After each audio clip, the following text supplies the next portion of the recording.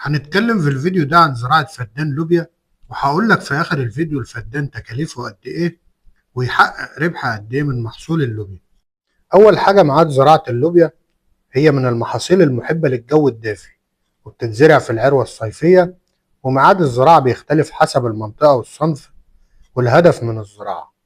ولو هدفك إنتاج القرون الخضراء لازم تختار ميعاد مناسب يخليك تحصل على محصول جيد وتسوقه في الوقت اللي الأسعار تكون فيه مناسبة. اللوبيا بتنجح في الأراضي جيدة الصرف، ويفضل تكون خالية من الملوحة، ويحتاج الفدان في زراعته من التقاوي اللوبيا حوالي 10 ل 15 كيلو من التقاوي، ممكن تزيد أو تقل حسب طريقة الزراعة ونوع التقاوي. الأهم من كمية التقاوي إنك تستخدم تقاوي جيدة وعالية الإنبات، لأن جودة التقاوي من العوامل اللي بتحدد قوة وكثافة المحصول.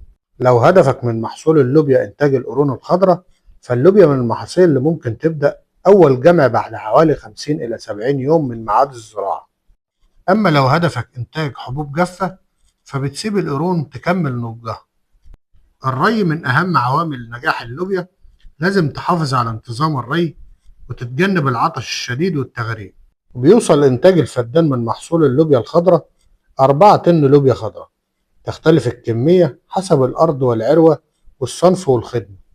أما إنتاج الفدان من محصول اللوبيا الجافة حوالي 800 كيلو في الأراضي الرملية، وبتزيد إلى طن و200 كيلو في أراضي وادي النيل.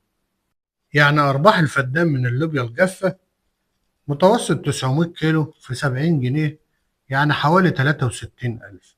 ومن اللوبيا الخضراء هنضرب 4 طن في سعر السوق، يطلع لنا أرباح المحصول الأخضر.